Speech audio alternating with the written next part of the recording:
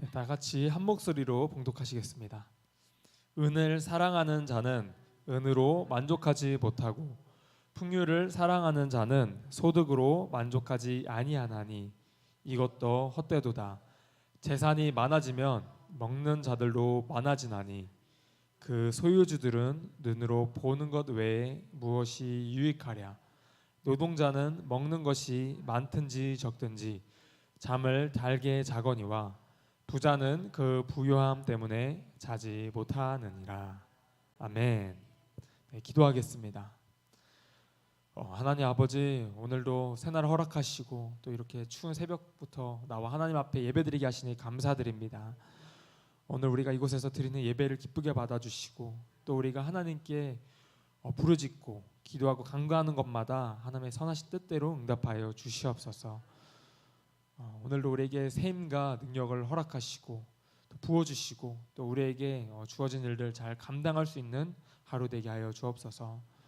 오늘도 늘 기쁨과 감사가 충만한 또 우리에게 주어진 것을 감사하며 살아가는 우리 모두가 되게 하여 주옵소서. 예수님의 이름으로 기도드립니다. 아멘. 네, 오늘의 말씀 10절 말씀 10절을 다시 한번 읽겠습니다. 은을 사랑하는 자는 은으로 만족하지 못하고 풍요를 사랑하는 자는 소득으로 만족하지 아니하나니 이것도 헛되도다. 아멘. 여기서 은은 돈을 표현한 것입니다. 돈이나 풍부 자체를 인생의 목적으로 삼으면 만족감이 없습니다. 돈이 인생의 목적이 되고 풍부가 목표가 되면 채울 수 없는 갈증을 느끼게 되고 결국 돈의 노예가 되어버리고 맙니다. 만약 우리에게 돈이 얼마나 있으면 우리가 과연 행복할까요? 아무리 재산이 많아도 또 우리가 누릴 수 있는 돈은 그리 많지가 않습니다. 돈을 버는 이유는 모으는 데 있는 것이 아니라 얼마나 많은 사람을 행복하게 하느냐에 있어야 합니다. 중요한 것은 재산을 늘리는 것이 아니라 번 돈을 잘 쓰는 데 있습니다. 그 돈으로 인해 얼마나 많은 사람을 행복하게 하느냐가 바로 돈을 버는 목적이 되어야 하는 것입니다. 우리 모두는 100살, 100년이 지나지 않아 이 세상을 떠날 것이고 또 그땐 그 누구도 동전 하나 가져가지 못합니다. 11절 말씀을 다시 계속해서 읽겠습니다. 재산이 많아지면 먹는 자들도 많아지나니 그 소유주들은 눈으로 보는 것 외에 무엇이 유익하랴. 아멘. 재산이 많아지면 먹는 자들로 많아지나니 라는 말은 많은 재산을 유지하려면 그만큼 많은 비용이 든다는 것입니다. 보통 고소득자는 큰 집에 삽니다. 그러면서 자신이 대저택에 산다는 이 자부심과 만족감을 갖습니다. 그러나 집이 너무 크다 보면 혼자 청소할 수가 없으니까 청소부를 고용합니다. 또한 강도가 들지 못하도록 집을 지키도록 경비를 고용합니다. 또 자주 사람도 부르고 파티를 해야 집을 자랑할 수 있기 때문에 요리사도 고용합니다. 사람의 품위는 그냥 나오는 것이 아니라 막대한 품위 유지비를 지출해서 나오는 것입니다. 부자는 돈을 들여서 품위를 유지하고 또 다른 사람들은 부자의 품위를 높여주면서 먹고 사는 것입니다. 하지만 전도자는 그 소유주들은 그 돈 눈으로 보는 것에 무엇이 유익하냐고 묻고 있습니다. 일단 돈이 많아서 하고 싶은 것 다 해본다고 해도 사람의 몸은 하나입니다. 또 아무리 좋은 음식을 많이 차려져 있다고 한들 우리가 먹을 수 있는 음식의 양은 한계가 있습니다. 또 우리가 아무리 많은 옷이 있어도 옷 한두 벌만 입을 수 있고 또 집에 방이 아무리 많아도 자는 곳은 한 곳입니다. 결국 부자는 재산이 이 정도 있다는 그 만족감만 누릴 뿐 실제로 모든 누릴 수 있는 것이 아닙니다. 또한 아무리 넓은 집을 가졌다고 아무리 아름다운 가정이 약속되는 것은 아닙니다. 또 좋은 침대를 가졌다고 평안한 잠도 보장되는 것은 아닙니다. 건강을 가졌다고 또 물질을 가졌다고 또 많이 쌓아두었다고 행복이 보장되는 것도 아닙니다. 예를 들어 가난하게 살던 어떤 사람이 갑자기 부자가 되어서 방이 많은 집에 살게 되었다고 가정하겠습니다. 그 부자는 자기 집에 있는 그 모든 방을 누리기 위해서 한 방에서 1시간씩 잠을 자고, 또 한 방으로 옮겨서 또 1시간을 자고, 또 한 방으로 옮겨서 그렇게 모든 방에서 잠을 자고자 했습니다. 이렇게 했더니 그 사람은 결국 하룻밤도 편하게 잠을 자는 날이 없었다고 합니다. 과연 그게 진정한 누림이라고 할 수 있겠습니까? 이처럼 소유와 누림은 다릅니다. 우리가 많이 가졌지만 누리지 못하는 사람이 있고, 적게 가졌지만 충분히 누리는 사람이 있습니다.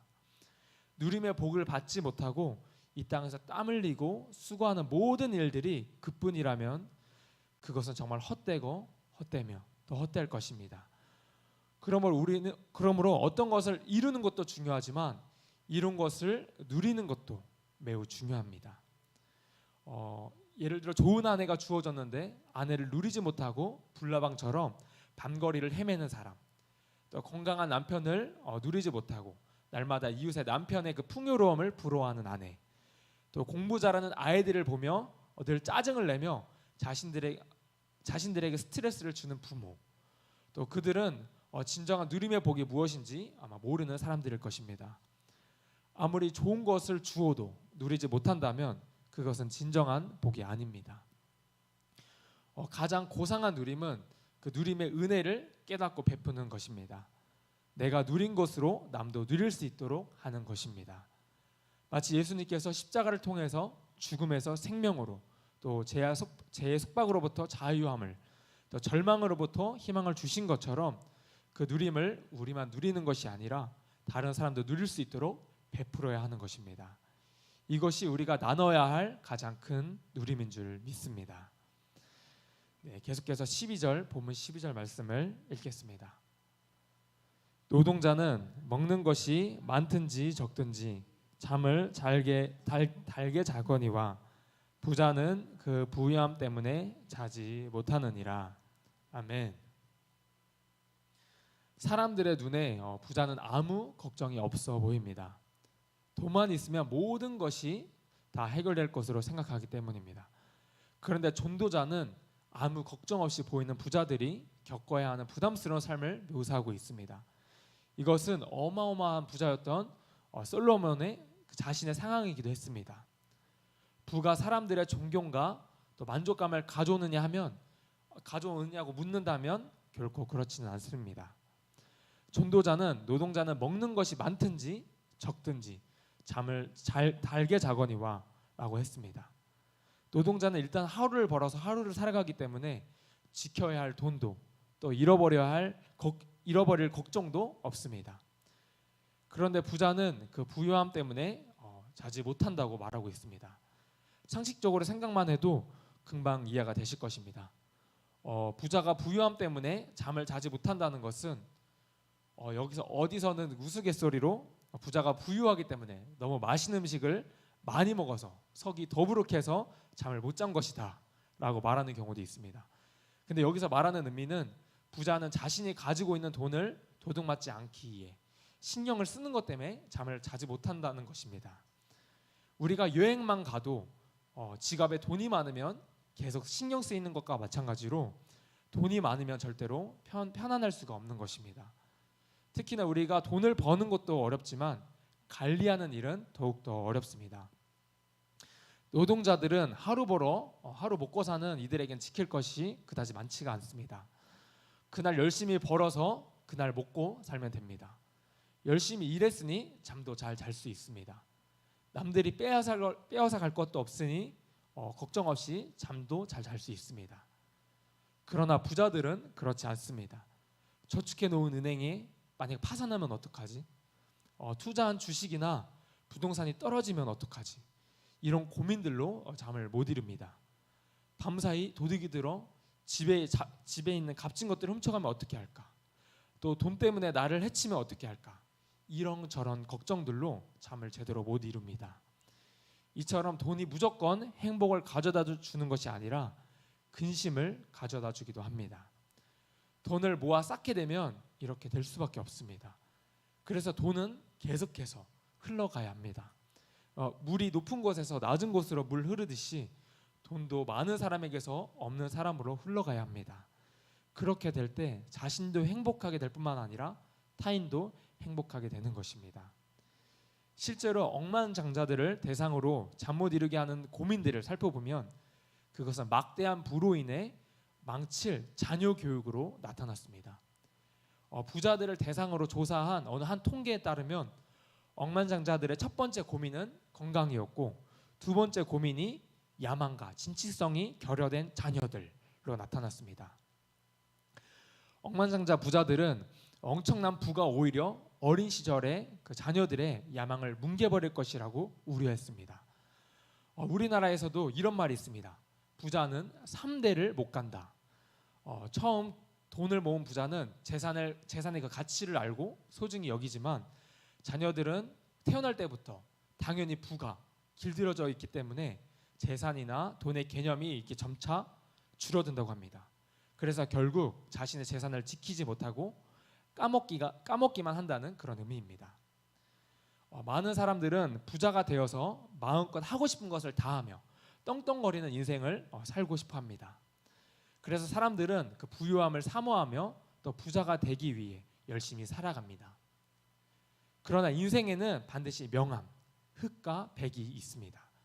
모든 것을 다 누리는 인간은 없습니다. 한쪽이 넉넉하면 한쪽은 부족하기 마련입니다. 우리가 돈을 사랑하고 또 부를 사랑하는 것은 행복만이 아니라 불행도 함께 찾아옵니다. 아무리 많은 돈을 아무리 벌어놓아도 그 재산을 다 못 쓰고 이 세상을 떠나게 됩니다. 또 오히려 그 부를 위해 전혀 땀 흘리지 않는 사람의 소유가 되기도 합니다. 사랑하는 성도님들, 오늘 내 자신의 삶에 주어진 것에 만족하며 살고 계십니까? 사실 이 만족이라는 것, 이 자족하는 삶이라는 것이 사실 쉽지만은 않습니다. 내가 경제적으로 풍족해지면, 부유해지면 우리의 삶이 달라질 거라는 생각이 듭니다. 그런데 부유하기 위해서, 풍족하기 위해서 돈에 집착하게 된다면 어떻게 된다고 오늘 말씀에서 말하고 있습니까? 오늘 말씀에서는 돈을 사랑하는 사람은 결코 돈으로 만족함이 없다고 말합니다. 풍요를 사랑하는 사람은 그 소득으로 만족하지 못한다고 말합니다. 아무리 많은 것을 가지고 있다고 할지라도 사람의 만족을 다 채울 수가 없고 또 많은 것을 가지고 있다고 한들 다 누릴 수도 없습니다. 아무리 우리가 만족을 위해서 노력해서 두 손에 많은 것을 지어본다고 한들 결국 만족은 없고 허기짐만 있을 뿐입니다. 솔로몬은 눈으로 보는 것 말고는 유익한 것이 없다고 말합니다. 우리가 두 손에 꽉 쥐어보려고 하지만 거기에는 만족함이 없습니다. 돈 자체, 부 자체가 우리의 전부가 되어서는 안 된다는 것입니다. 우리가 돈이 필요한 것은 자신과 또 타인의 행복을 위한 것입니다. 우리는 우리의 소유, 물질을 잘 쓸 줄을 알아야 합니다. 또한 그 무엇보다 예수님의 십자가의 그 구속의 은혜로 누리는 또 우리가 누리는 그 영적인 축복, 그 영적인 누림을 다른 사람들에게도 베푸시는 성도님들이 되시기를 소망합니다. 네, 기도하겠습니다.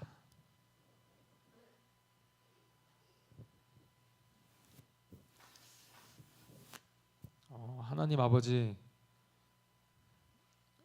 우리가 더욱더 잘 먹고 잘 살기 위해서 더 세상적인 성공을 위해서 부를 쌓지 않게 하여 주시옵소서. 물이 높은 곳에서 낮은 곳으로 흐르듯이 우리의 물질을 쌓아 두는 것이 아니라 계속해서 흘려보내기를 원합니다. 우리에게 아무리 좋은 것들이 주어진다고 한들 그것을 누리지 못한다면 무슨 소용이 있겠습니까? 주님, 우리에게 베풀어 주신 것을 나누며 살길 원합니다. 특히 우리에게 주신 가장 큰 은혜인 주님의 그 십자가 사랑, 복음을 나누기를 원합니다. 우리에게 베풀어 주신 그 주님의 은혜를 나누고 또 우리 또한 누릴 수 있는